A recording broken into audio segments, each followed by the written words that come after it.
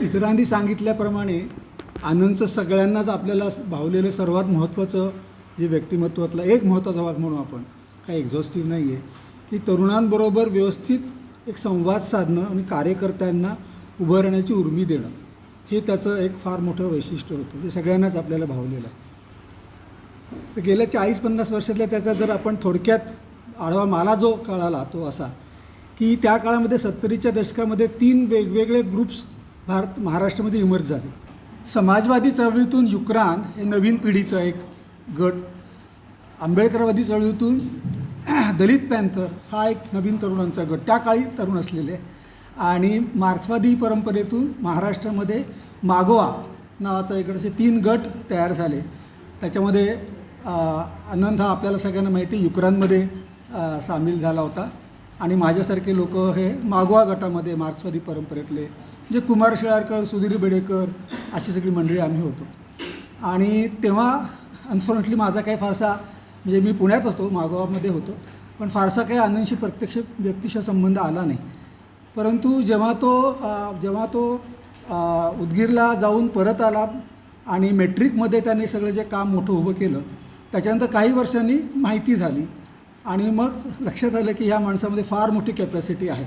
Indirectly वेगवेगळ्या कारणामुळे त्याचं ओळख झाली आणि त्याच्यानंतर काही दिवसानंतर ते एक दिशा नावाचं जनवादी महिला सभेचं पाक्षिक सुरू होतं, CPMच्या तर्फे केलेलं. ते ग्रुप होता, पण त्या ग्रुपमध्ये एवढा एकच पुरुष होता की जो हिरीने त्याचं काम करण्यामध्ये पुढाकार घ्यायचा. त्याची हिरी म्हणजे काय असते, तो कसं हे करतो आहे सगळ्यांनी कधी अनुभवलं असेल, ऐकलं असेल. परंतु ते एक मला फार वेगळं वाटलं की असं सहसा इतकं काही जोरदार स्त्रीमुक्तीबद्दल आग्रहाने बोलणं, मांडणं आणि त्याच्या पद्धतीनं तो तसा व्यवहारसुद्धा करत होता. हे मला त्याचं खूप मोठं वैशिष्ट्य वाटतं. आणि ते सगळं मेट्रिक वगैरे हे सगळं अतिशय व्यावसायिकदृष्ट्या अत्यंत यशस्वी, अनेकांनी ऐकलं असेल की मोठ्या मोठ्या कंपन्यांना एवढं मोठं ॲडवाईस देणं आणि तो यशस्वीरित्या पार पाडणं. खूप चांगलं नाव या 3 लोक होते अर्थात त्यामध्ये, अमिता देशमुख, राजू, धर्माधिकारी आणि आनंद. आणि त्यामुळे काहीतरी वेगळ्या कारणामुळे आमची चर्चा व्हायची आणि असा धूमकेतूसारखा थोडासा तो लोकविज्ञान संघटनेमध्ये आला. आणि कारण भारतीय पेटंट ॲक्ट 1970 म्हणून एक फार मोठा चांगला कायदा इंदिरा गांधी सरकारने केला होता. त्याचं काही महत्त्व वगैरे म्हणजे मी आरोग्य चळवळीमध्ये होतो, विज्ञान चळवळीमध्ये होतो, पण मला माहीत नव्हतं, सुलभाताईंना माहीत होतं. तर त्याने त्याच्यावर आमचं एक चक्क स्टडी सर्कल घेतलं त्याने राजूने.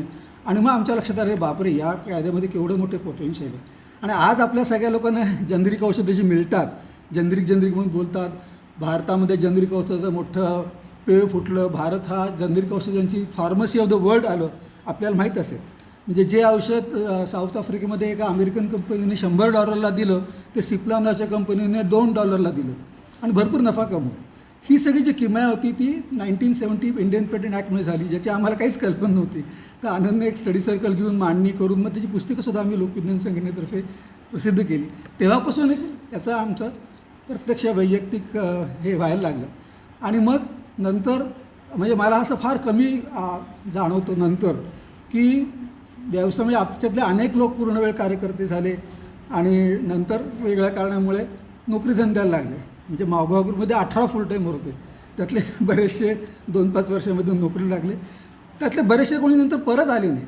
आनंदचं वैशिष्ट्य असं की त्याने एवढं मोठं व्यावसायिक यश हे करूनसुद्धा तो परत पूर्णवेळ सामाजिक कार्यामध्ये आला आणि आला नाही तर चांगला जोरदार आला, म्हणजे ते सगळंच काम जोरदार असायचं. हे मला आनंदचं खूप वैशिष्ट्यपूर्ण हे वाटतं. आणि तेव्हापासून तो सोशलिस्ट, मार्क्सवादी आणि स्त्रीवादी आणि जाती अंतर्विरोध कमी ह्या 4ही ग्रुप्समध्ये आपल्यातले आता आज जे जमली मंडळी आहेत ती वेगळ्या ग्रुपमधली आहेत. इंटेलेक्च्युअल टाईपसुद्धा आहेत, पुरोगामी इंटेलेक्च्युअल म्हणते. तर मला वाटतं की महाराष्ट्रामध्ये असे फार थोडे लोक आहेत आणि जी चांगली गोष्ट आहे की ह्या 4ही सर्कलमध्ये एक प्रकारचं प्रभावीपण, एकमेकांशी डायलॉग करणं, बोलणं हे करण्यामध्ये आनंदचा खूप पुढाकार होता. आणि त्याची मतं आपल्याला माहितीच, वैयक्तिक जीवनाबद्दलची, सामाजिक जीवनाबद्दल आग्रहाने मांडायचा, सगळी पट्ट्यात अशातला भाग नाही, पण त्याचा जो एक आवेश असायचा आणि अभ्यास असायचा आणि कन्व्हिक्शन असायची त्यात तो अगदी पुरेपूर पक्का होता. आणि गेल्या 2-4 वर्षामध्ये तो त्याच्या लेखाचा मसुदा आम्हा काही लोकांना पाठवायचा, त्यात माझा होतं. आणि आमचं कधीच 100% पटलं नाही. मला नेहमीच त्याचे खूप चांगले मुद्दे वाटायचे, पण मी त्याला लिहायचो की हा मुद्दा बरोबर पण हे असं पाहिजे तसं पाहिजे. ते काय फार त्याला पण तो आवर्जून कॉन्टॅक्ट करायचा, चर्चा करायचा, घरी येऊन कधी कधी भांडायचा आणि खूप चांगली मैत्री त्याने शेवटपर्यंत राखली होती. तर अशा रीतीने एक चतुरस्त्र आणि काय म्हणतात जसे त्याचे विचार होते तसा तो जगला. आणि शेवटचा मुद्दा मला असं वाटतं की सगळ्यांनी माहिती आहे की इतकी लंगची त्या अर्थात सगळ्यांनी लक्षात ठेवा सिगरेट स्मोकिंगमुळे लंग जातं, ते त्याचं गेलं, पण त्यानंतर थांबवलं. आणि इतकं लंगची परिस्थिती वाईट असतानासुद्धा तो गेल्या काही महिन्यामध्ये अतिशय मी जास्तीत जास्त सक्रिय व्हायला लागला. तर आम्ही 1 महिन्यापूर्वी आम्ही त्याच्याकडे गेलो होतो. मी त्याला म्हटलं, अरे तसं तळहातावर शीर घेऊन का लढतोयस? तर त्याचं काय होतं, नुसतं हसला.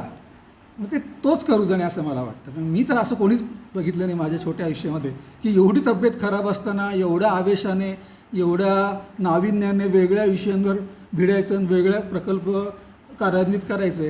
हे हॅट्स ऑफ टू यू. आणि हा शेवटचा एपिसोड काही लोकांना माहीत असेल की ज्या दिवशी तो गेला त्या दिवशी दुपारी तो एका ऑफिसमध्ये गेला होता, एका मोठ्या कंपनीच्या, आणि तिथे चांगला 2-3 तास काहीतरी चर्चा करून हे करून आला परत. आणि आला घरी आणि म्हणाला सरिताला की मी आता खूप दमलो आहे, मी आता झोपतो, असं म्हणून तो उठला, कॉटवर जायला लागला आणि तिथेच तो कोसळला.